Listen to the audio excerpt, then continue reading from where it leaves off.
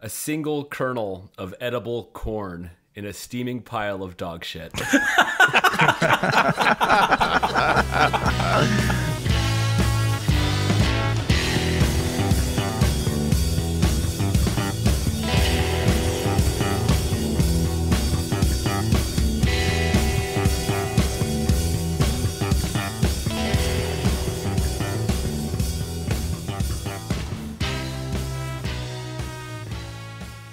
Hello and welcome to another episode of 1001 Album Complaints, the show where longtime friends, musicians, and music critics get together to discuss a classic album as chronicled in the list of 1001 albums you must hear before you die. We will get you up to speed on the history of the band, how the record was made, the legacy, historical context, and then we'll vote on whether this actually belongs on the list or not.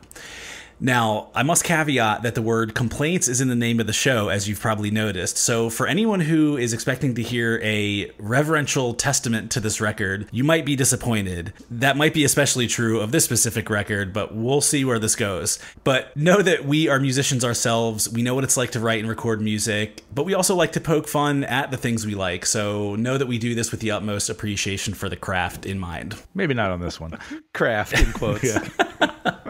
Let's see where this is going. Some good leading indicators here. My name is Alan. I've played music for more than half my life, and this week I'm excited to talk about a record from a group who, like any self-respecting outfit, can trace its origin story back to a hit of LSD. The band is Deee-Lite, and the record is World Clique. Now, hang on. If you're saying to yourself, I don't know who this band is, I've never heard them, you definitely have heard this band, and it's because of the smash hit that we'll play a sample of momentarily called Groove is in the Heart. Let's give that a quick spin. We're going to dance. We're going to dance. We're going to dance and have some fun.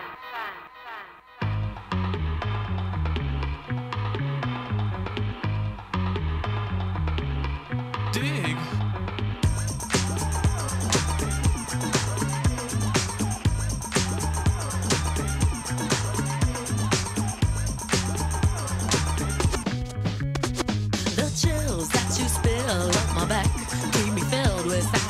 When we're done, satisfaction of what's to come. I couldn't ask for another. No, I couldn't ask for another. Oh, that's right. Your groove, I do deeply dig. No walls, only the bridge. My supper dish, my crocketesh wish. Sing it, baby. I couldn't ask for another.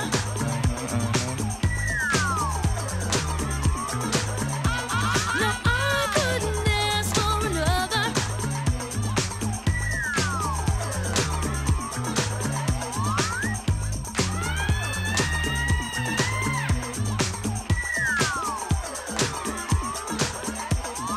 Groove is in the heart. Groove is in the heart. Groove is in the heart.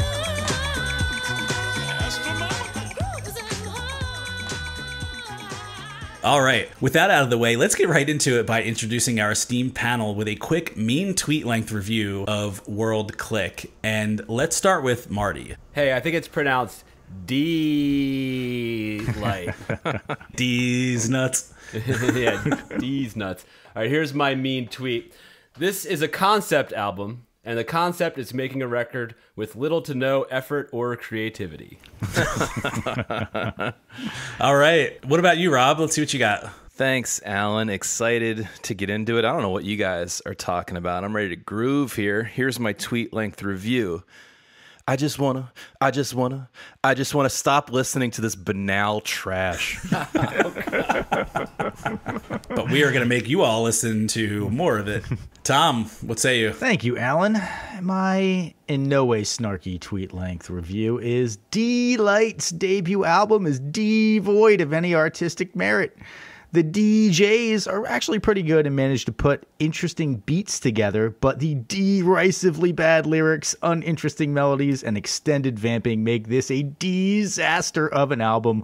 World Clique sucks DX, and I am going to Deee-Lite in destroying it.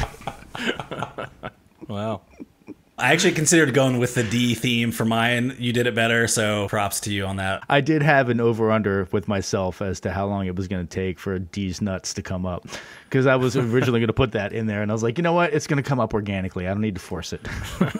Well, it makes sense. This was the same time period when D's nuts was in its heyday, yet it somehow still is. I don't know. I'm not a cultural ambassador here, but nonetheless, as I mentioned, my name's Alan, and my mean tweet is, you may not be surprised to learn that there's also a book by Robert Dimery called 1001 Songs You Must Hear Before You Die, which, of course, is the singles version of this list that we're taking on. After listening to this record, I can only imagine some poor intern meant to put this band on that list, but just said, fuck it, it's not worth fixing.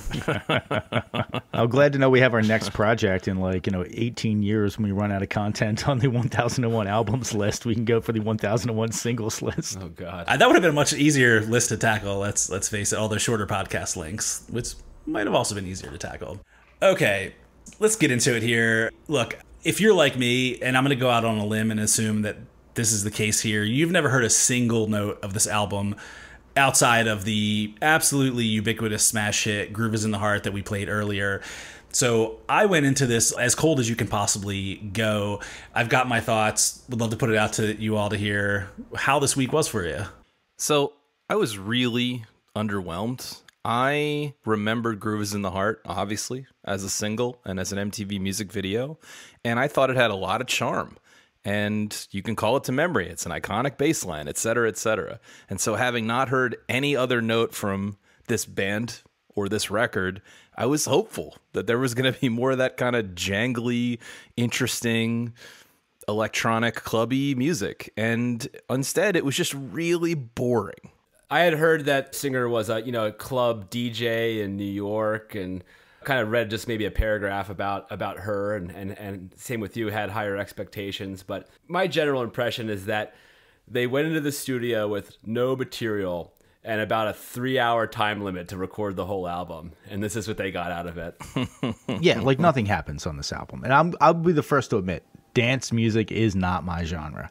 But to my ear, this was incredibly uninteresting. I will give the DJs credit. I think that they put together some interesting beats and some interesting soundscapes.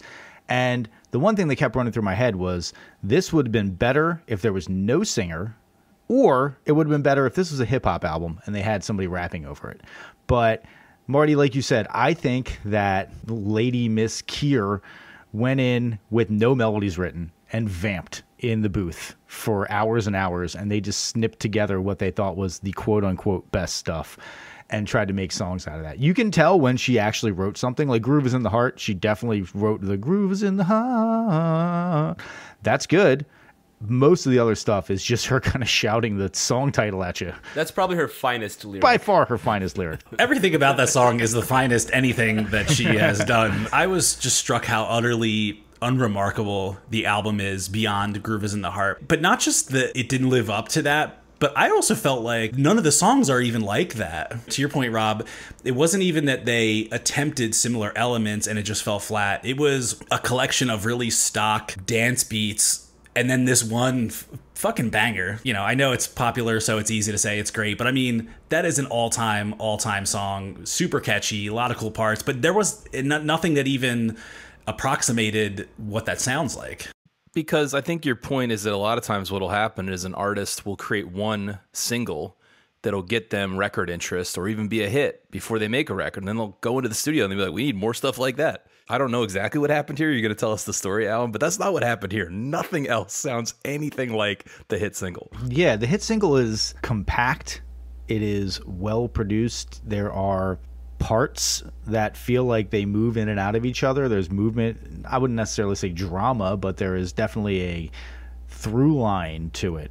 And some of the other stuff just seems like, am I supposed to feel like it's super interesting that you're just panning the hi-hat left to right, swirly style, and like that's all that's happening in a 5-minute song? Why is that a 5-minute song? I don't understand that. This album is really long for the amount of content that is on there. Well, for any dance music aficionados that happen to be listening to this podcast for some reason, I'll cop, as just like Alan and I think the rest of us, dance music is not our genre. That is accurate. But I needed to kind of sanity check myself. So I listened yesterday to the first Daft Punk album, which I know happened several years after this in the mid-90s. And it's the really clubby, repetitive dance music one without that many hooks. And I also don't love it, but I got to tell you, it was way more interesting. Daft Punk could do 4 on the Floor for 45 seconds, and the way they manipulated the tone, it just held my interest in a way that this almost never did. Yeah, I think I've talked about before. I love hearing what Spotify serves up after I listen to one of these albums, because it at least helps you contextualize where is this supposed to fall in the bigger picture. And when this album finished, and this has happened to me on a few of these albums that frankly are kind of terrible, the song that came up was like an oasis in the desert. And I don't even remember what it was. It was probably no one I've even heard of. But I remember sort of forgetting that the album was about to end, hearing this rebirth of newness, and it was not them. And I think that just tells you all you need to know about this record. I will say, at least most one-hit wonder groups have the sense to bump their hits up to the top of the record in the hopes that it will keep you listening. Yeah, right. So I respect the confidence that they had to completely bury this in the record. And if I didn't have to listen to this front to back and I had never heard Groove in the Heart, there's no fucking way I would have even lasted long enough to hear it. So, props to them for having that confidence, I guess. Misplaced confidence. Definitely unearned and misplaced confidence.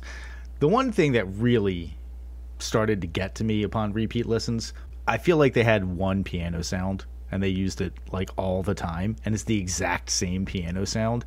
And this kind of music, you just can't do that. You have to mix it up more, because that's all that you're bringing to the table is tonality and the processing that you're doing on the sounds, and then you just slather it with this kind of cheesy piano sound that's throughout the entire album. I noticed that too. In some of these songs that we're going to talk about, I'm like, did they just use the exact same piano line in 2 songs back to back? It's possible. It actually reminded me of the piano riff that's in Good Vibrations, the Marky Mark and the Funky Bunch song. Yeah. Dun, dun, dun, dun. That was my comment. But I was going to wait for that song to talk about it more, but yeah. Yeah, but it's just so preset one on whatever was the popular keyboard in 1990. It's no effort was done there. Yeah, and I'll back you up, Tom, on a very specific complaint that the lackluster melodies really hold it back, because anytime I could have been entranced even by some of the beats. I do think the beats and the drum sounds are generally a little boring, but maybe I could have dealt with them if I didn't have unremarkable melodies layered on top, or scatting, for Christ's sake, which is like the worst art form ever created. Yeah, this could have been a vehicle for good experimentation and or a good presentation of a singer or a good presentation of a lyricist. It does not stand on its own without that. Exactly. The idea that they do in Grooves in the Heart, where they take this combination of like 12 different samples and smash them together. They could have done that. I'm not sure if anyone could do that, but it's masterfully done on that song. But you could do that for the whole album, and like you said, have some more rap on it, or have a little more substance, rather than try to have like a shitty like 8th grade funk band play every song. They were probably getting good responses to this style of very long sets with very long trancey songs in the club scene, where she's up there and she was a go-go dancer beforehand, so she can move and she's, presenting well visually. But without all that, it did not hold my attention at all. And also certainly not meant to be listened to in quiet contemplation. We've talked about this before. We were not listening to it in the right venue. I don't think this type of music generally holds up to close scrutiny like this, but this was particularly bad. One of my notes is they are the American Nena Cherry, which is about as harsh as I could possibly be to a 90s album. Throwing the gauntlet. I did think about we're listening to it in the wrong context thing, and you have a point. I understand why these songs would play better in a club, and this is a phenomenon we've talked about in the past, but I have to push back a little bit, because they did take it from the club and put it onto this thing called an album, which is intended to be listened to at least at a party. Like, no one puts on a full album at a club. That's not the point of that. Do you know what I'm saying? And so I think that it's just not holding up as an album.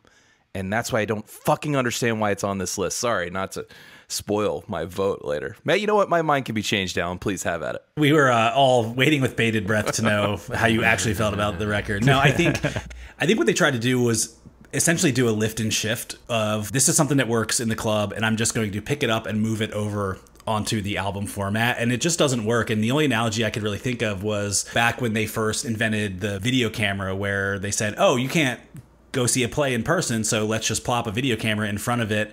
It'll be the same thing.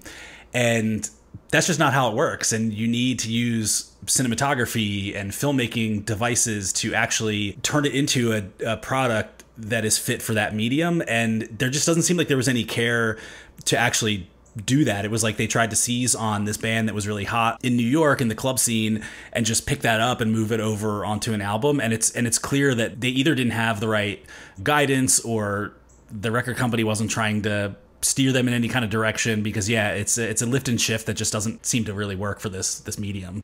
I think it's a great analogy, Alan. I just want to compliment you on it. And I'll just add that there are plays that have been very successfully turned into Hollywood films, but you're right, they're not just two guys on a stage talking. They use all those tricks, so it can be done if care is applied. Yeah, that's probably the only thing I will learn in this hour, so thank you, Alan. Well, look, we got to kill some time here, so we'll see. We got at least another hour to go, so buckle up. You didn't watch the Ken Burns Deee-Lite documentary in preparation for this one, Alan? I thought lift and shift is something you do with Dee's nuts. Look, we can't have our intro sound drop this early in the episode. Look, we're obviously going to continue ripping this. I will say, in some positives, it's unabashedly positive music. I feel a little bad being this cynical when really this is just meant to be kind of happy dance music. But there's nothing wrong with that. I just don't think it really fits into something that belongs on this list. It's not Deee-Lite's fault. It's Robert Dimery's fault. Let's be clear. Yes, but to kind of counteract what you're talking about there, Alan, the sentiments being expressed are really trite. There is not anything where I'm just like, oh, wow, that blew my mind. Like, I believe in the power of love. Oh, good for you. No kidding. Yes, seriously. Thank you. Hey, the whole world's a village, guys. Did you know? I think we solved it right there. I will also say the other piece, music aside, I do think they were very comfortable with what they were trying to be. And I do think that they established something, as we'll get into in a little bit, that they established a very multicultural kind of vibe, very kind of pansexual vibe that was fairly inclusive for the 80s in the club scene. And I think that that's a feather in their cap, but it didn't translate, obviously. Well, this is not a Marilyn Manson situation. They're not bad people. They make bad music, but they are not bad people. But very much like Rob has said on multiple occasions, like, being a nice person and or having a tragic death doesn't mean I'm going to vote for you. Sorry, you need to bring more to the table than that. There's plenty of nice people and plenty of tragic deaths out there that don't deserve recognition. Yeah, and again, I wanted to like this, and the hit is really good, and we'll happily praise that when it comes up.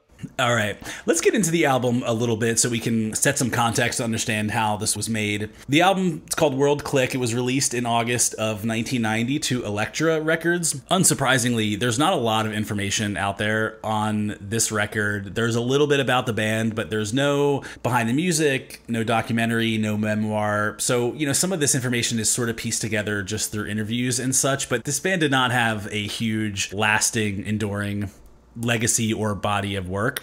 But again, I think it's safe to say most people's knowledge of this album comes from Groove Is in the Heart, which was a monster hit. And I feel like I still hear the song all the time to this day on various playlists or wherever you hear these things walking around in life. And honestly, we could probably stop the show here and you've already heard all you need to know from this record. But according to Wikipedia, apparently they did release a few more singles from this record. But after Groove Is in the Heart, I really didn't hear much from this group again. I know they did 2 albums after this. Now, if you want to kind of understand like what this band is all about and you haven't seen the video, you really should go back and watch this because it's all in the video. It's completely over the top. It's got this retro 60s Technicolor swirling psychedelic effects. There's goofy costumes. People are dancing everywhere. Bootsy Collins and Q-Tip from A Tribe Called Quest show up in the first 30 seconds. It's definitely a party. It looks like a good time. Almost an Austin Powers-esque thing. Totally. If you haven't seen it and you want to kind of place it. That's a great comp for sure. Very retro hip, trying to turn back the clock with what was at the time some pretty modern music, but it was everywhere on MTV. You couldn't turn on MTV for more than a half hour without seeing this video back in 1990, 91. And within this video, though, it very prominently features the front woman of this band, a woman named Kieran Magenta Kirby, who went by the stage name of Lady Miss Kier. This was obviously a stage name, but really it was this whole persona that she cultivated. She would constantly use this phrase, ooh la la, in a very sultry sort of voice. I wouldn't have thought this was particularly unique thing to say. I don't think she coined this phrase, but she apparently thought it was very unique because that phrase, among other things, was one of the big reasons she brought a massive multi-year lawsuit against Sega, the video game company, for apparently stealing her likeness for a character in a Dreamcast game called Space Channel 5. What? I hope she didn't win that case. Did she also sue Gary Larson from The Far Side for making every woman in his cartoons have the same hairstyle that she has?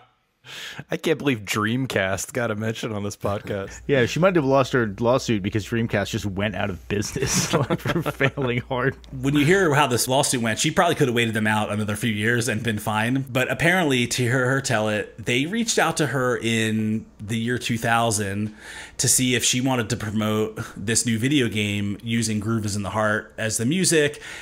I think they were going to pay her something in the neighborhood of like 16 grand, which I probably wouldn't have felt that compelled to do if I were her either in that situation, just because how much money she probably made off this song. But when she refused, they made this character anyway, and they actually named the character Ooh La La. And so that is what got her all worked up. She then sued them, saying they stole her likeness and her catchphrase. This lawsuit went on for like 4 to 5 years with appeals, and she really like went the distance with this. Finally, a judge ruled in favor of Sega in 2006, saying that they were able to show that they already had this character developed, and she was ordered to pay their legal bills to the tune of 600 grand. Whoa. That's a lot of platform shoes. So I know we've chronicled some really bad business decisions on this show, but that has to rank up there as among the worst. Somebody wants to hand you 16 grand and you end up having to give them 600,000. Now, the funniest part of all this, though, is that they did end up a couple years later licensing that song for another video game that also had this character. They came back and they're like, all right, $500 this time. She's like, oh, fine, I'll fucking take it. That'd be funny if they like took the money they won in the first lawsuit and like dialed in the graphics a little bit better. They're like, try it again. Made it look more like her. Then they made a Ukrainian guy with a man bun. So again, she was basically the face of this group. The persona was what most people saw. But this was part of a trio that also included a Ukraine-born DJ named Dmitry Brill, who went by Supa DJ Dmitry, and a Japanese DJ named Toa Te, who went by Jungle DJ Toa Toa. He seems to be the only one, as far as I can tell, that actually carved out any sort of respectable solo career after this whole venture, for whatever that's worth. But we're back in like the late 80s here with some of these names. I don't understand. I thought the whole point of having DJ in your name was that it was the first thing in the name. You're like DJ something. You can't be super DJ something or jungle DJ something. You're going against the DJ naming conventions. I don't like it. I don't know if they were trying to innovate or not. It's an absolute failure, and it's stupid. I'm just hoping I don't have to talk about him that much more in this episode, because Supa DJ Dmitry, it's not working for me at all. But I do think part of this tapestry that they had, and in addition to this retro vibe, you had a pretty eclectic group of people that, setting the music aside, you really didn't see much in mainstream music at that time, especially anything that was on MTV. So I think that was a big part of their appeal. Now, a little bit more about Miss Lady Kier. So she was born in Ohio, 1963. She grew up being really into fashion design and style, and ultimately when she was 17, moved to New York City to study fashion at the Fashion Institute of Technology.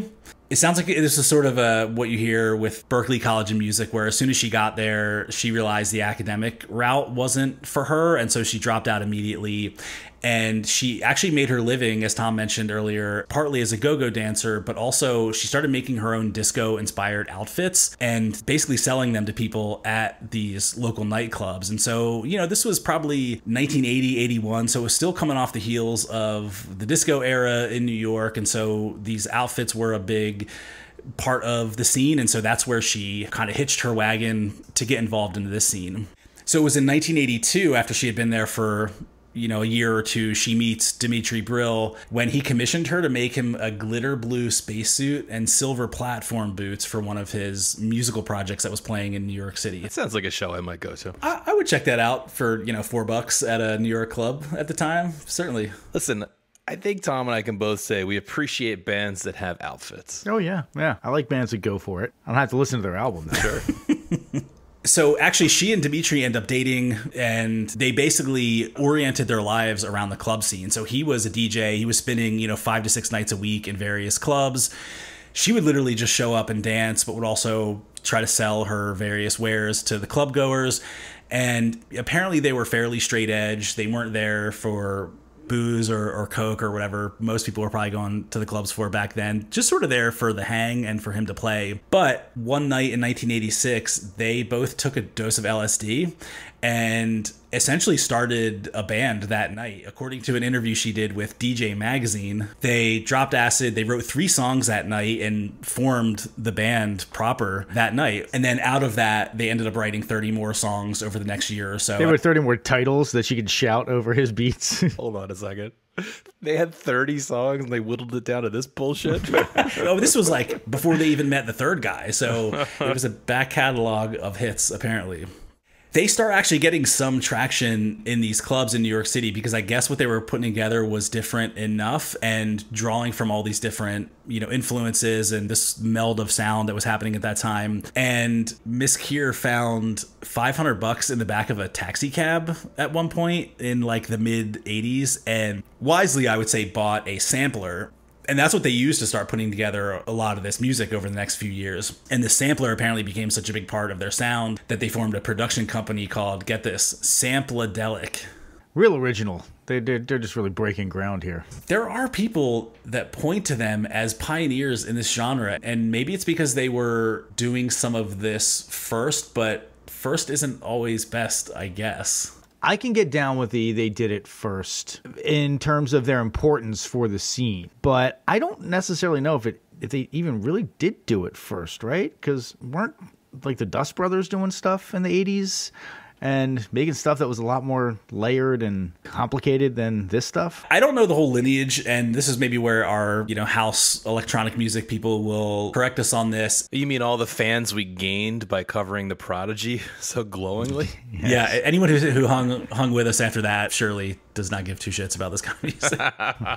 But what I think people did like about their sound, at least at the time, was that this was pretty early in the hip-hop era, and it was before Paul's Boutique was released, so this was still like the Wild West of samples, and there's no way they could have gotten away with this music if they had even been a few years after that. And I do think this is where you have to give them their due a little bit in they were really going through these records exhaustively and pulling in sounds that weren't necessarily being heard a lot mixed together at that time, pulling in a lot of 60s and 70s jazz funk, some 60s acid rock, and I think especially some of the groove-oriented music. And I think that you could make the argument that they had actually tapped into some of that P-Funk aesthetic even before like Dr. Dre and Snoop Dogg, who did it much, much better, but they seemed pretty plugged into that type of sound as far as this music goes. And so that just allowed them to really build this following where they're starting to play every night in New York, these really long sets, which ultimately is how they connected with that third member, DJ Toa Toa, who I think had just come from Japan, and really he was known for having this massive record collection. And so he and Dimitri basically started programming all the music for their songs. She would write the lyrics and maybe some of the vocal harmonies. I mean, I write the lyrics? Are you fucking kidding me? I know how this came about. And again, I was not there, but I'm just going to go ahead and use logic here and say that they were like, we have to play for 5 hours tonight. And she was like, great, I'm going to get on stage and dance. And when I have an idea, I'm just going to shout it out. Like, I just want to hear a good beat. And I'll say that for like 5 minutes. Hey, that's a song. I wrote some lyrics. Like, you didn't write lyrics. Something came into your head and you just said it into a microphone. That doesn't mean you wrote lyrics. Well, you don't believe in the power of love? Is that what I'm hearing?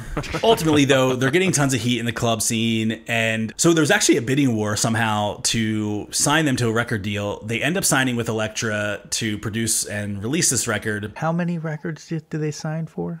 Well, they only made 3. But the deal that they signed with Elektra was a 7-album deal. 7-album deal with Elektra. Somehow.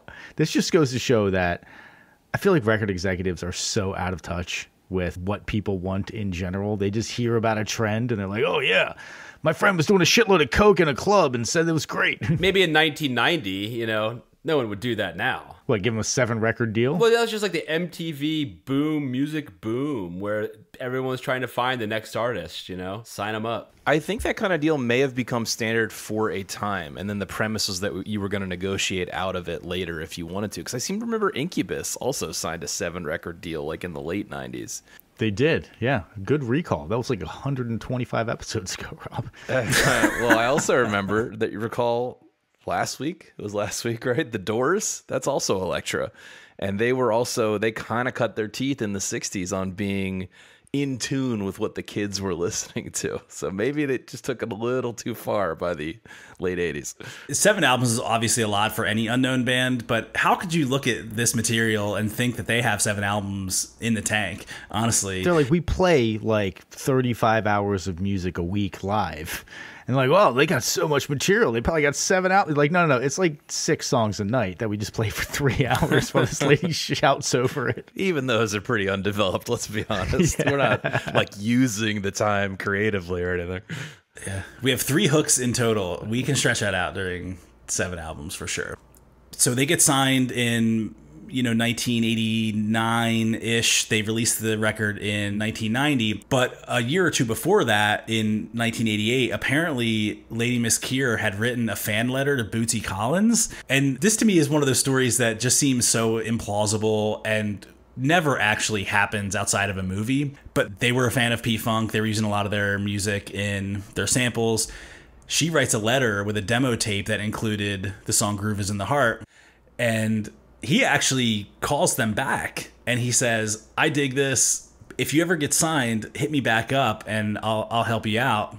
So they get signed and they took him up on it. And so he comes down to the studio and he goes, so do you think you might want some horns on this? And they go, oh, well, who do you have in mind? And he's like, oh, I don't know. I was thinking like Maceo Parker and Fred Wesley, only the best horn players in the world who played in, Parliament Funkadelic. Which brings us to our favorite segment on the show, which is called By the Numbers. Let's start on that note with the number 0, which is the number of seconds that Bootsy Collins actually plays bass on Groove Is in the Heart.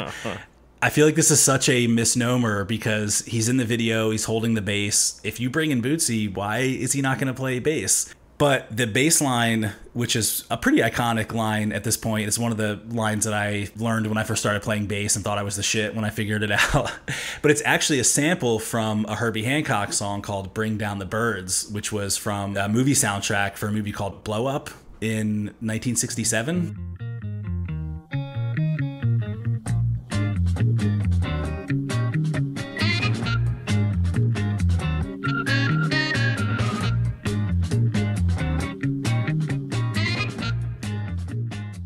Astute listeners may know that in that period of time, he was doing a lot of freelance work to make money, and so that was one of the things that he put together. So despite Bootsy being featured all over the video for that song and essentially just being Bootsy on the song, he really actually doesn't play bass on it. I'm so disappointed. I mean, Herbie Hancock has writing credit on this song. I doubt you want to pay for 2 different bass lines, Well, also, the guy that does play bass on it is the famous Ron Carter.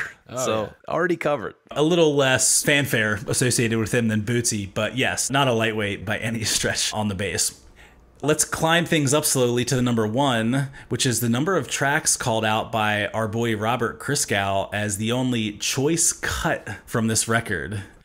Let's climb up even further to the number 2, if you're noticing a trend here. Again, we sort of mentioned this, the number of records they released after this before the group finally hung it up. So not an extremely distinguished career to this point. The number 11, which is the number of samples that actually show up on Groove Is in the Heart alone, let alone, the rest of the album. So again, I think they cleared these with what was legal at the time, but I don't think there's any way that they could make this now and have it be in any way commercially viable. But they're sampling everything from that the drum beat. It's an entire tapestry of samples. I think it works well for that song, not so much for others, but 11 on that one alone. Just sounds like a lot more effort was put into this song. I mean, I just think that's really clear. Just to stay internally consistent with ourselves, I think that's the thing we can never forgive, is a lack of effort on the tape. 100%.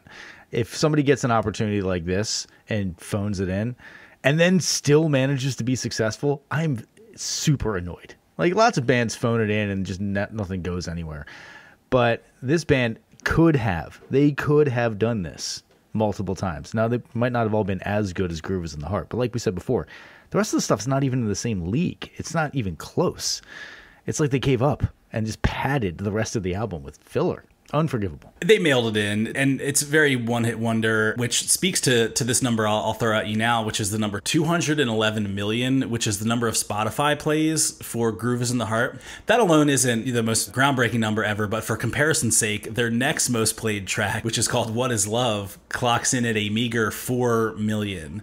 So that might be the biggest delta that I think I've ever seen between 53x. Yeah. Seriously, though, those 4 million, 3.9 million of those people were looking for that song, What Is Love? Baby, don't hurt me. Great point. There's They're looking for no Hadaway. way that anybody's looking that shit up and be like, oh, yeah. Oh, they're like Deee-Lite, of course. Of course it's Deee-Lite. I would have thought that. Of course. That sounds like a Deee-Lite song, yeah. Look, I mean, if we ever do a 90s one-hit wonder song battle, this could certainly test out of the entrance exam with those kind of numbers.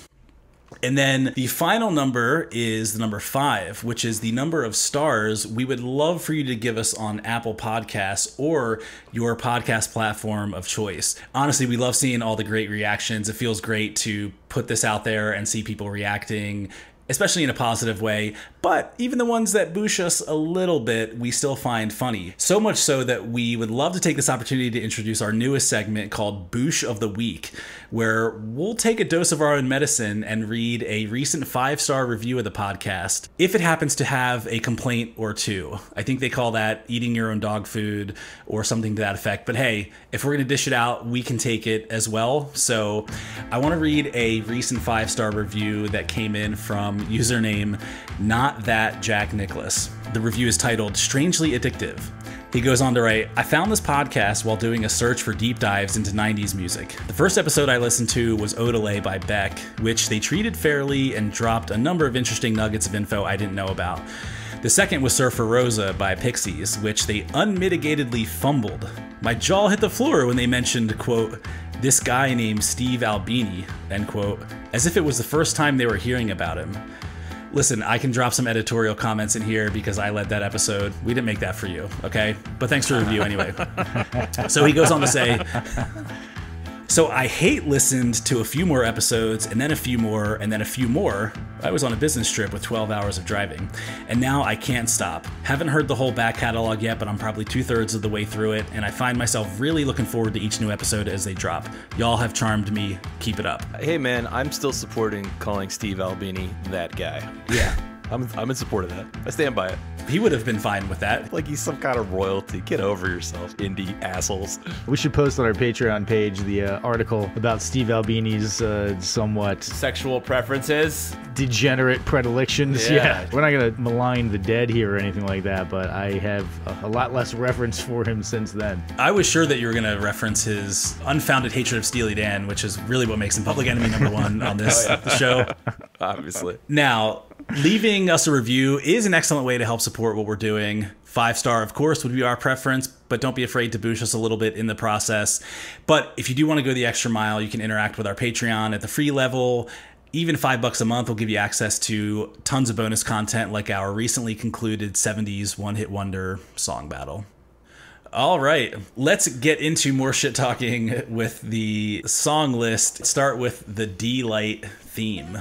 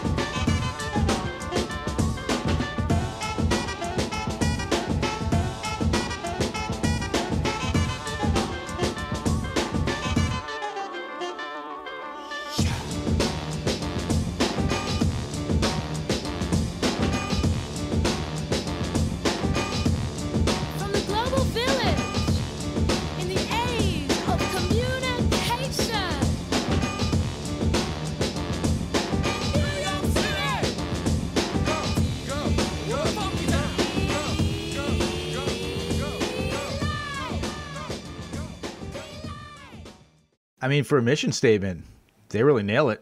Yeah, it's a theme. They tell you exactly what to expect. My comment was mercifully short. The lyrics are like, yeah, cool, real, fresh, you know, go, go, go, go, go, go. Yeah, fresh, New York City. Shouting catchphrases into the microphone and acting like that's a song. I did like the Mama Told Me Not to Come sample that's in there. I noticed that one. I was like, oh, yeah, that's pretty nice. I looked it up because like, I'm pretty sure that's Mama Told Me Not to Come, and it definitely is Mama Told Me Not to Come. You know, it has potential. Like, this could have been a build-up into something that then happened for the album, but it was just more of the same. And I was very disappointed. When I first put it on, I was kind of like, okay, this is not bad. I can kind of get down with this. The next song, when they actually do something, is going to be great. And then that just never happened. That's a great point. It just feels like one long Edge session. Nothing ever happens. Yeah, it's all like 9 tracks of build-up to Grooves in the Heart. And then you get Grooves in the Heart, and you're like, all right, well. If you take the whole album in its entirety, they didn't start with Grooves in the Heart. This is the second best choice to start the album. I did kind of like it, and actually it lulled me into thinking that I might actually like this record. You know, you got the horns, you got a little bit of build-up. There's something happening. You know, I would say for me, it wasn't that the high hopes were dashed immediately. It was just kind of like, all right, well, so this is going to be a slow build. Oh, okay, so it's going to be a really slow build. Okay, so we're 4 songs in and nothing's happened so far. It's just this again and again. And this is the kind of thing where if they didn't have somebody just screaming like, you know, Bart Simpson-esque catchphrases over the song, and they had a DJ, or they had nothing, no lyrics at all, I would like it a whole lot more. Because as much shit as I'm talking on this album, I do think the DJs are actually kind of good. I do think they put together some interesting stuff. It's not my style. It's not a genre I would seek out to listen to, but I can appreciate the craft that goes into it. There's a lot of good sampling on this. I think they're probably competent DJs, but I do not think the sound sculpting itself. Maybe it's just because it happened so long ago and things changed so much. But again, my other touchstone is Daft Punk, 7 years later? And the amount of sculpting of the sound. You know, they can keep a similar sound going, and they're just like twisting knobs and dials to kind of keep you entertained with it. I feel like there's none of that awareness. And you referenced, I don't know, Paul's Boutique. That keeps you entertained and interested through this kind of frenetic changing of effects. You can't just give me one thing and never change it and expect me to vibe on it. I don't think that would work in a club today, certainly. And if you're going to tell me maybe it worked in 1990, it's like, all right, but poverty of expectations there. We're just like, well, the bar is so low. All they have to do is just play a meters drum beat with a bunch of random samples on top of it, and everybody's going to go nuts. That's one of the things that I was kind of left wondering. It's like, who is the target demographic for this? Because again, I don't feel like there's even enough going on that if I was in the club, I could get hype for this. I could totally see, you know, I'm not like a Paul Oakenfold guy or, you know, Skrillex or any of those guys, but if I was in a club, I could get hype because shit happens and you can kind of get down to it. But this isn't even like groovy enough for it to be something that I could just be transfixed by. It kind of is universal background music. And I listened to this for the first time. I was driving up to Philadelphia to go see a Phillies game. And I put it on, and I feel like I didn't absorb a second of the music until Grooves in the Heart came on. And then I was like, oh, a song. Finally, a song. And then when I sat down to give it a careful listen, I was like, maybe I was just not paying attention because I was on the road or whatever. I was like, no, there's really not much. This is one of those albums where you're like, sit down, I'm going to take some notes. The entire song goes by, I have not one note written. And it's like, I don't know what to say about this. Nothing happened. And I think back to the Paul's Boutique comment, the only thing that's really similar is the usage of samples or the volume of the amount of samples that are used. But I mean, Paul's Boutique, they're using them to mode shift. They're creating something new, and it's not just this derivative product, and it falls flat. So you mentioned the word volume, and I'm glad that that has been brought up because it reminded me of a major critique that I had of the album that I did not say earlier, this is mastered incredibly quiet compared to other music of the era or other modern music. If you take a song from this album and sandwich it in between two songs, there's going to be a noticeable volume dip when this album comes on. It's all just really quiet. It doesn't have a lot of push to it. And I don't understand why, because that doesn't seem like it's a problem that you would have had technologically in the 90s. And in fact, on the one single, it's not a problem. That song is significantly louder than everything else, but everything else is just really quiet. So when you're listening to this album on Spotify and you get to the end and it just plays you a random song, there's a noticeable volume jump when the next album comes in. And again, maybe that's just they didn't care enough to solve that problem, but it's a pretty obvious problem. Can you really blame them for not wanting you to actually hear all of this stuff? And their hit song still, I mean, that wasn't a number this week, but their hit song probably sold them a lot of albums. But just imagine like saving up your hard-earned allowance and going to, Sam Goody and buying this on CD and getting excited to hear like 10 Grooves in the Hearts, but you get this instead, It's pretty sad. You just cut your neighbor's grass with like a busted lawnmower and then you walk down. But maybe that's why they got fans. Maybe they were just like, God damn it, I spent my money on it. I'm gonna fucking learn this. I'm gonna, I'm gonna love this album. I was thinking back to when I first bought like a bass guitar after saving up for a really long time. It was just like, I'm gonna fucking learn how to play this, even though I sound like shit. But I spent my money on it. God damn it, I'm gonna get my money's worth. So all of a sudden you become a Deee-Lite stan because you're just like, I worked for 3 weeks babysitting and cutting grass and shit to get this. I might as well get my money's worth. All right. Let's move on to the inaccurately titled song called Good Beat. Comment, torturously long. Yes. Oh my God. This beat me into submission, and then the scatting started. My note is 50 seconds into this 4.5 minute long song, they have exhausted every creative possibility that was there, and then they just insist. It insists on hanging around for another 3 minutes to just pound into your head that she just wants to hear a good beat. And frankly, if you're going to name a song Good Beat, it better have the best fucking beat on the album. And this isn't even close. This is even a good beat. I don't understand it. I will agree with her on this point. I also just want to hear a good beat the second the song is over because I need a fucking palate cleanser. Yeah? You don't want to hear more zoo-ah, zoo-ah. Yeah, zoo-ah, zoo-ah, zoo-ah. Terrible lyrics. Terrible. There's a piano solo? Is that generous? Is that too generous? A piano. There's a piano part. There's some piano thing where it's like different notes that aren't like the same over and over again at some point.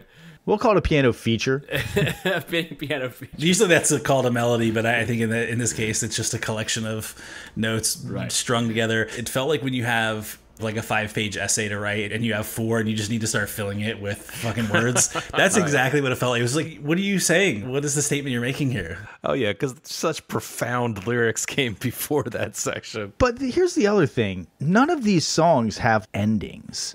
And so, like, why couldn't you have just ended this song a minute earlier when you ran out of lyrics to say? There's no, like, it's not like they're like building to a big crescendo ending. They all just kind of end.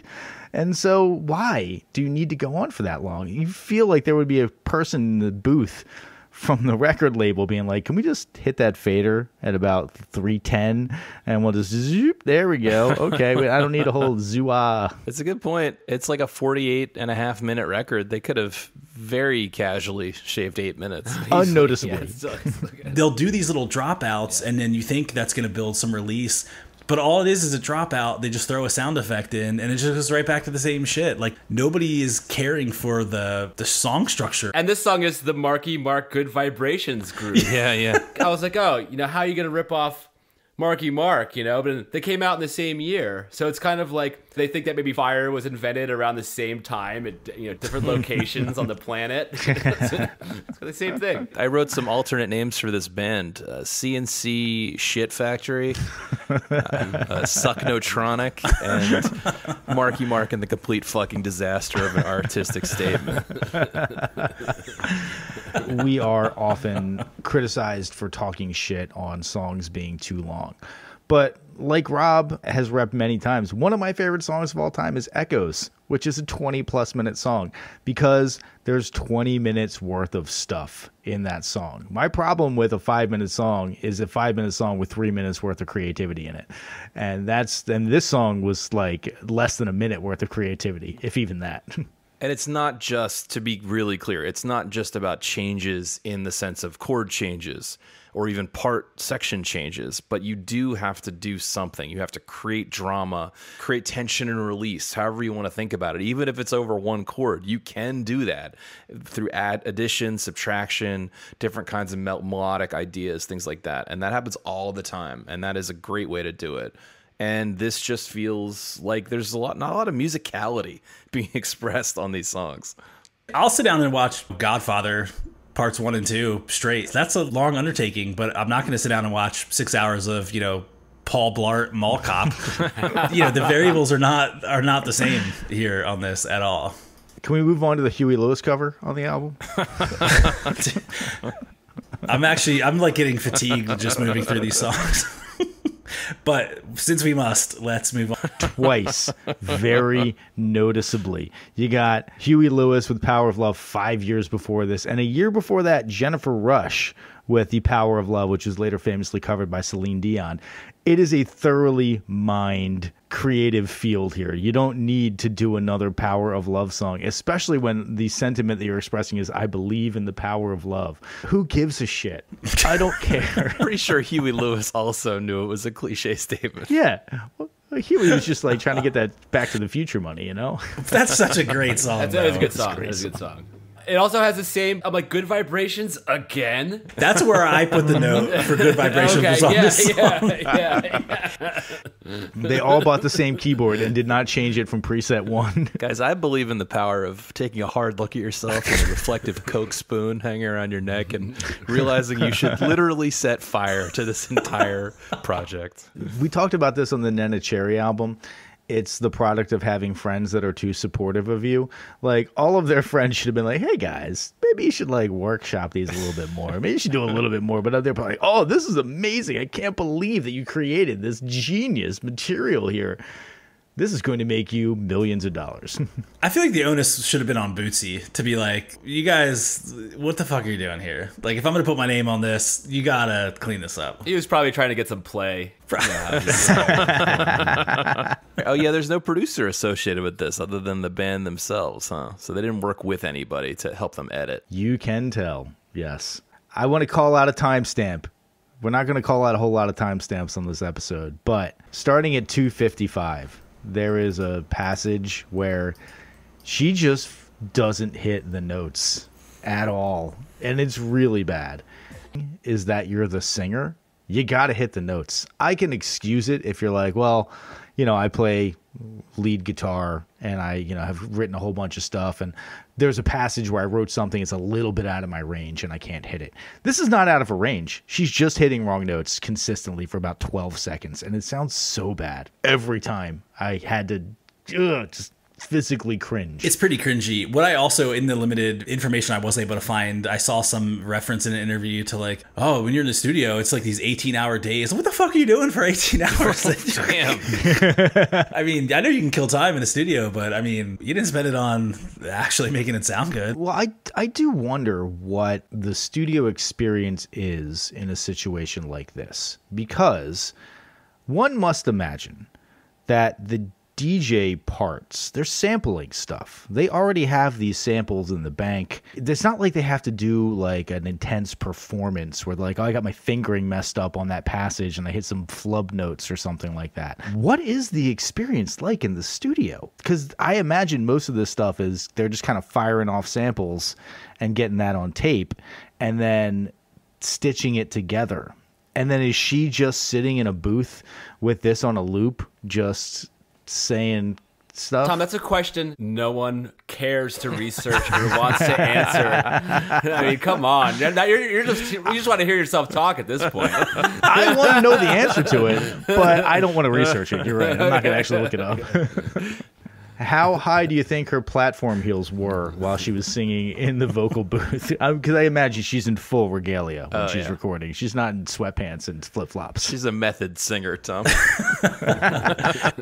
Before we move on to the good part of the album, I just happened to notice, I just pulled up the Wikipedia page, and I saw that in Spin, the Spin record critic called this the debut album of the year. Oh, get out of here. Now, this is the same year that Ice Cube debuted his first record. Doesn't matter what year it is. Come on, let's. Tribe Called Quest, first record. So many good records. These must have been like New York critics that were all like, man, I did some fucking coke and I went to see Deee-Lite play at the club and it was amazing because I hooked up with an 18-year-old or something like that. Like, that's probably what was going through their head and why they thought it was amazing. But and the cold, hard light of day. I wonder how much of that type of music criticness is people trying to be ahead of the curve or to be on record saying that they thought something was good before it goes big, going through reviews for albums that suck, and the amount of people that just swear it's good, and I don't understand what their angle is. We've been doing this long enough that I think that we can call ourselves music critics now. I think that, you know, we got 170 albums in the can here that we have critiqued. I think music criticism is a skill set that we could all say that we have. Well, as soon as we got that first $5 from Patreon, we technically became professional music critics, right? Yeah, there you go. I think that when it comes to a genre like music criticism, anybody can say that the good stuff is good.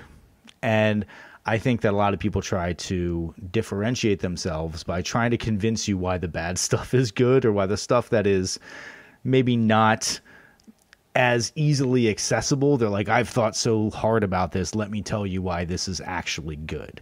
And I can give bands credit for doing something new. I can give bands credit for being cutting edge, for trying something, but I don't have to say it's good, and I won't say it's good if I don't think that the music, I appreciate the music.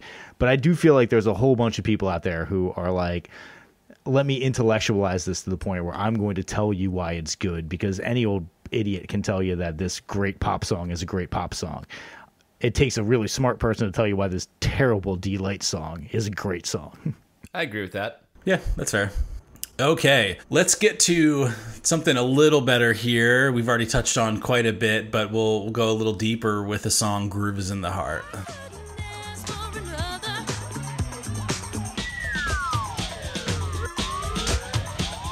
Something lurks in this torso.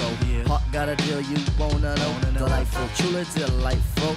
Making it, doing it, especially at a show. Feeling kinda high like a Hendrix haze. Music makes motion moves like a maze. All inside of me, heart especially. Hilt of the rhythm, where I wanna be. Come on, flowing, glowing with electric eyes. You dip to the dive, baby, you'll realize. Baby, you'll see the funk inside of me.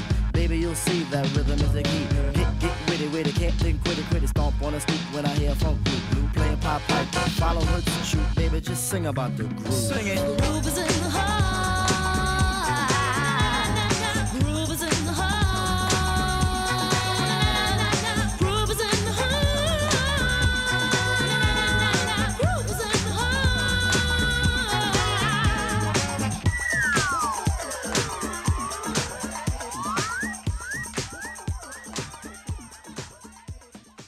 A single kernel of edible corn in a steaming pile of dog shit. Listen, I agree with the steaming pile of dog shit part, but this is a good song. This is a meal of a song. I like this song a whole hell of a lot. It's at least the Cobb. Yeah, right. I was very disappointed to learn that this bass line was sampled and that it wasn't a Bootsy original, because this is a funky bass line and it really drives the entire song. And the other thing, Bootsy's personality shines through on like the 12 words that he says on this song so much that it's kind of insane. It's really like astronomical. How do you be the star of a song and you say less than a sentence worth of words? I don't understand it. I don't know what his actual credit is. Let's face it, he was hired to just be Bootsy on this song. Like, you don't have to play an instrument, but just to be the character, not the character, but, you know, the guy. It's infectious. It's a great song, and it's a great example of what sampling when done right, can do, because this is basically a Herbie Hancock deep cut, right? It's on a movie soundtrack that, you know, some people heard, but I wasn't aware of it. I don't think it's on his greatest hits, or he wasn't thinking of it that way. So in the best version of the story, DJs or record producers can find these undiscovered gems in the record bin, and they can bring them to our attention, because this is an all-time bass line. And by the way, then after that, as we've been saying, to play against the things we've been saying, they then built around that. They didn't just stop there, which they could have, and it would still be pretty good. You'd still think the bass line was good, but they built around it. The drum groove and slide whistle sample from Vernon Birch's Get Up, which, by the way, that song is also badass. But, you know, they pair those things together. They got Bootsy's personality in there. They got a good hook. Like, it is a really well done song. And I think really throughout this whole episode, what I've been reacting to is the expectation setting from this single was very high. I cannot believe the distance between this and the effort it feels like they put in and the creativity that was put in to everything else. The gulf between this and whatever you would even consider the second best track, I don't even know what that would be, is so, it's a chasm. But not only that, but even Q-Tip does 16 bars. I think he only wrote them in 15 minutes. They're not the best bars that you've ever heard, but at least it's switching up the modes. It's doing shit that was starting to become hip at the time. Did we talk about, no, you didn't mention how they got Q-Tip on the record, right? Because he would have been a New York guy, but again, Tribe's first record came out in 1990 as well, so he wouldn't have been exactly a celebrity. But it makes me wonder, A, how they got him or met him, just through the club scene maybe, and B, why didn't they take that cue to go get other local MCs and add some stuff elsewhere in the record? Because it would have really helped it. It would have really helped it. These songs were begging for a rapper. Like 95% of them would be greatly improved by a rapper on the songs. Because, listen, Lady Miss Keir is not a very good lyricist. She has a couple of good lines in this song. You can tell that she worked harder on this song. I think that the line, you know, your groove I do deeply dig, no walls, only the bridge, my supper dish, my succotash wish. I've always really liked that line. It's delivered well. Wordplay, interline rhyming, like she had to work on that. That work is bereft on the entire album. There's no more of that work done. Even on this song, there's really not a whole lot more of that work done. Yeah, that line's okay. Yeah, but you don't just come up with that. You have to work that. I think this album was given to the label. They had to have been like, okay, we're just going to push this one song and sell a bunch of albums and make money. And I'm sure that's exactly what they did. Yeah, success by that measure, by far. Absolutely. Yeah, and I think the Q-Tip thing, I think was just, he was into the scene. I don't know that there's not a cool story there the way there was with, you know, Bootsy and Maceo Parker. It might have just been like, you want to work with Bootsy Collins? He's like, yeah, hell yeah, I'll work with Bootsy Collins. It sounds great. And then he's like, oh, he's not playing the bass. What's he doing? He's just shouting random shit in the booth for probably an hour before he bounces. Okay, great, yeah. And also, you know, I'm curious how much the band actually made from this song, considering that the money's going to so many different people that aren't in the band. With the samples? With the samples. I mean, Herbie Hancock is a co-writer and producer on this. Sometimes those writing credits happen later, though. Do you know what I mean? Because this was a time where maybe you mentioned the specific note of them clearing samples, but I don't think a lot of people were clearing a lot of samples around this time. I know that this is certainly not factual here, and I'm sure not entirely accurate, but there is a Deee-Lite net worth page here that estimates Deee-Lite's net worth between $43,000 and $260,000. So, Wow. Yeah, that's probably right. I'm not looking too bad over here. And that's split between three. That's split between three people. That's funny. When you have to pay $600,000 to Sega because of some fucking misplaced lawsuit, it's gonna dent your net worth a little bit. All right, let's mercifully come to a close here with the last song called Build the Bridge.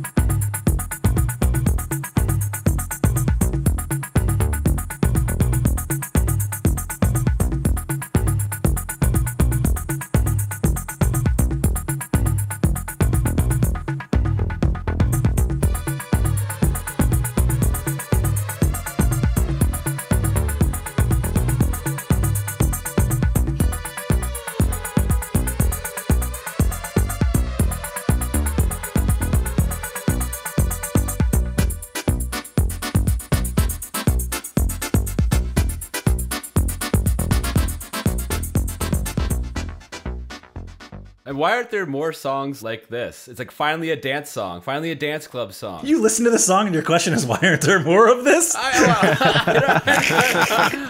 It just seems maybe more authentic to their, like, I don't know, who they were in the New York clubs. Well, they removed the one piece of the puzzle that was hurting them, so I do think it got a little better. But it's still not great, though. My note was, I said many times that this album would be better if there was no singing, and I think I have to amend that statement after listening to this song. I wrote that it reminded me of every Saturday in San Francisco, I believe, there's a drum circle gathering at a spot called Hippie Hill, where you have a bunch of grimy acid casualties just bringing random percussion instruments and just hitting it in a ununified way. That's what this reminded me of. I didn't think this song was that bad.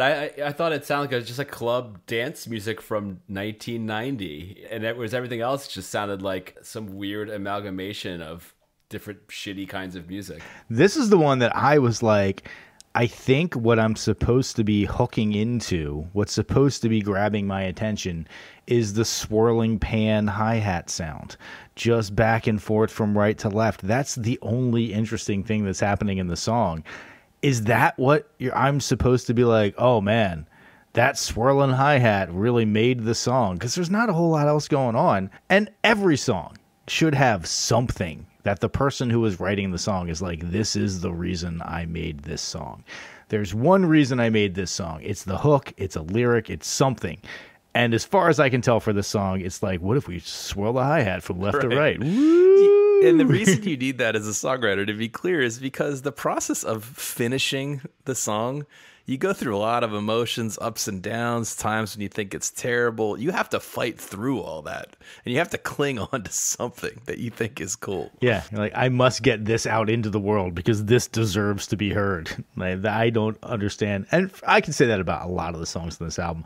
I don't understand why anybody would be like, no, I got to fight for this song. This needs to be out there. People need to experience this. Apologies in advance to any Widespread Panic fans out there. I actually kind of like them, so I can say this a little bit. But every one of their sets, I don't know if they still do this anymore, but I think we've all seen them a few times. I've probably seen them 3 or 4 times. But they all have a 30-minute percussion jam that even if I eat a fistful of mushrooms, I still dread whenever it comes up in the set, because it's just a percussion jam that goes on for 30 minutes. That's exactly what this song sounded like for me. I will say there have been very few times in my life that I've had the opportunity to smoke opium. And one of them was at a Widespread Panic concert, and I was even bored during the fucking percussion jam. I was like, cloud nine. I was going to say, I like how you just said, oh, we've all seen him several times. Once was plenty for me, Alan. Okay, maybe I was a little more misguided than you all at times, but they did a few Delaware shows back. They did Kahunaville. They did the Bob, I think. Maybe I saw them twice. The Bob show is the one I'm talking about. And yeah, I was bored by that percussion jam, about as high as they've ever been in my entire existence. And still couldn't hold my attention. I stand corrected. They played I went to the very first Bonnaroo, which was before they had like Tom Petty and Dave Matthews and shit. But the very first Bonnaroo, Widespread Panic headlined not one but both nights of that festival back then. So wow. I think I got roped into it. Got a full dose. Well, just to back up Marty for a second and stay true to my notes, I did think that this was the second best song on the record, or at least on the Focus list. Oh, thank you. It was just addition by subtraction. You take out the vocals and it. Yeah. Well, yeah. I'm not saying it's good. I'm just that's where it's at. I had to give the second best to the Deee-Lite theme because I actually did quite like that, and it could have been good if there was a better follow up. This was my number 3. Certainly, because when you were listening to the Deee-Lite theme for the first time, it was a simpler time for you. You believed, yes, exactly. You believed that this could be good. Okay, I know we've held you all in suspense this entire time, but we must formally render a verdict on this album. You never know when you're going to get a heel turn or a plot twist here, but for academic sake, let's render our verdicts here. Marty, do you need to listen to this album before you die? I did read that the singer had made a comeback, started making music again when the U.S. invaded. What do you mean, again? Making music for the first time, making what could be classified as music for the first time. She was inspired to start making music again when the U.S. invaded Iraq. Oh, all super patriotic stuff, proud to be an American and all that. Yeah, that's all it said. It's like the very last line of her Wikipedia. No, she's like an anti-war activist, so I'm sure it was okay. just her an acoustic guitar doing protest songs. Yeah, I was thinking maybe the opposite. kill Saddam songs. So anyway, yeah, no, this song's no. There's a no for me. No, sorry. Also, why? Why would this be like? What's up with this Robert Dimery guy? Like, does he put explanations, or is it just a list? It's brief explanations, and it's just, I think it's what we referred to earlier. It's the people who wax poetic and want to say it's good. This did do better in the UK than it did in the US. So Mind blower. maybe it was a UK-US split here. I don't know. Okay. Anyway, that's a no for me. I think you said no like 8 times earlier. You're like, no. I saw in an interview with Lady Miss Keir, they asked her if she had had any professional vocal training, and her answer was LSD. So no, you absolutely do not need to listen to this. Although it's not a bad solution if you're stuck vocally. If you want to get unstuck, a little acid can't hurt, right? Apparently it can. Tom. You know, in true Lady Miss Keir fashion, I'm not even going to come up with a clever way to say no. I'm just going to say no. Not a chance. Subtle. I like it. Yeah. Look, I have a tendency to sometimes over-index positively on albums that did something new or that tried something. I'm not always, if I don't like it, it doesn't go on. But this genuinely, and I'm not trying to be funny here, this might be the worst one that we've done in the several years of doing this. I mean, I honestly, this is just bad. It's a no. I don't think I have anything more to say about it. All right. Well, a clean sweep, 0 for 4. Hope that Groove is in the Heart money is still pumping in. You could buy this on vinyl from their Spotify shop. Ooh. Okay, so yeah. So if you want to, next White Elephant Christmas party, or send it to one of your enemies, that's only $40. I was gonna say, what, $17.99 something? I think it's like 35. I was just looking at it. I mean, this is the epitome of a dollar bin fucking record that you'd be like, I will spend $1 to have Groove is in the Heart on vinyl. Okay. I might have Columbia Housed this back in the day. I'm not sure. Okay, so we've already heard a little bit from our Boosh of the Week earlier, but let's see what else is going on in the world of listener reaction. Rob, why don't you reach your hand to that mailbag and tell us what we got? Thanks so much, Alan. Yeah, we got a couple letters here from the mailbag. First, Ray from Washington State writes, thanks for your insights on Duran Duran's second album, Rio. Of course, I had heard the catchy choruses of Rio and Hungry Like the Wolf, but I had always been dismissive of 80s MTV synth pop. So Adam, Tom, and Marty convinced me to give it a listen, and I noticed the first-rate musicianship and the production on this album. We've been getting a lot of feedback on the Duran Duran album, and people saying, hey, this is for the first time you actually made me stop the podcast and listen and take notice of something, and I was pleasantly surprised. So that's really cool. Now to Ray's complaint. He says, Adam referred to new age music as a genre at least a dozen times. He must have meant new wave, a late 70s to mid 80s category that included bands like The Cars, The Police, Elvis Costello, and Duran Duran. They call it New Age in rural Ukraine. That's where he had his upbringing. Wouldn't New Age be like Enya and shit? Yeah, it's like Enya. New Age, by contrast, is ambient music to do yoga to, like Paul Winter or Enya, music that sounds like it was recorded in a Hopi kiva in the Amazon rainforest or in harmony with humpback whales. So Adam, get it straight, buddy. Boosh of the Week to Adam. And we have one more here. This is Josh from another music podcast that we're buddies with, the Dad Rocks podcast, and he writes in. This is RE the Headhunters episode. He said, first off, when you guys were discussing the Mwandishi era albums, I was waiting for you to discuss the album Fat Albert Rotunda, which I think did get a mention at one point briefly, right? He says, to me, this album showed how funk was going to be integral to Herbie's sound and is overall a great album. Second complaint, I believe Alan called Benny Maupin Bernie every single time after he mentioned how he wasn't Bernie Taupin. I blame Adam for that. He planted that seed.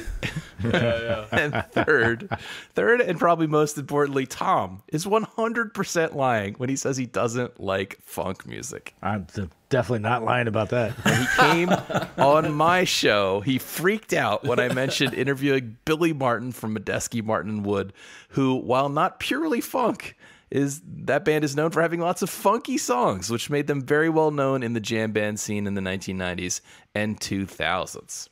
Okay, there's a big difference between liking funky music and liking funk music. I like music that's got some funk in it, but if you're telling me this is a funk band, I'm signing off. I don't want that. We're going to cut Tom's response, and I'm just going to reiterate that Tom is 100% lying. Yeah, name me a bass player that doesn't like funk music. Come on.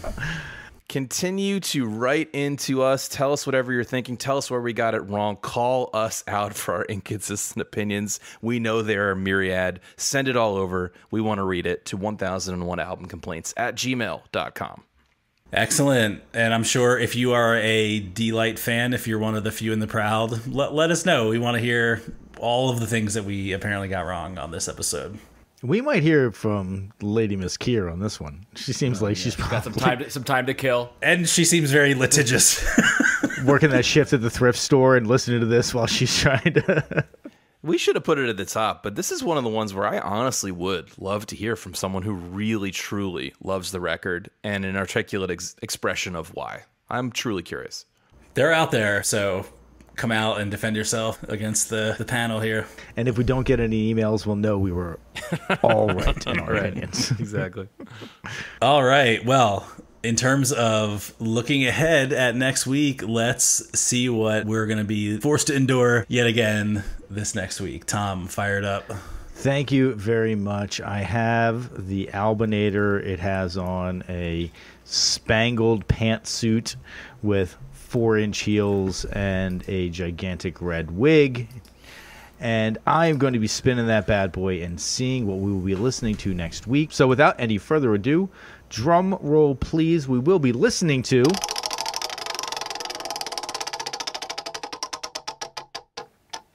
the album is Sweet Baby James by James Taylor. Smooth. That's give me some easy listening. Who does he sample? I kind of like James Taylor a lot. Oh, I love him. That's a great album. Yeah, it's one of the more like unashamedly old man opinions that I have. Is James Taylor's actually not that bad, guys. Like he's pretty good. Some of the songs are kind of edgy, you know. They got a little bit of edge to them. Actually, that's reminding me of a story, Marty. I'm glad you're on this call because do you remember when we went to that? What was the Redskins? Now the Commanders went to a Redskins game back in the day in Washington, and there was there was a guy tailgating next to us, and he kept bragging about this new car that he bought and how sick the stereo was pimped out with all these like Bose. And so he's like, dude, you guys got to check out how great the stereo system is. And I can swear to God, he puts on like James Taylor's Great Assist to demo the fidelity of this car system. An album with no bass on it at all. What a great memory. My only memory from that trip is that I brought a bunch of Eagles fans, and instead of you guys getting harassed by the Washington fans, they were harassing me for bringing you. Appropriate. I demonstrated some poor judgment that evening that I wouldn't replicate. It sounds like you did as well. Oh yeah. All right. Well, good times. A nice leisurely, relaxing week in store. It sounds like. Looking forward to it. With that, I have been Alan. I'm Rob. I've been Marty. And I'm Tom. Boosh. I'm not going to give you a booshes in the heart. Come on, it was right there. I just want to hear a good boosh. This doesn't deserve any more of my energy. Boosh, boosh, boosh.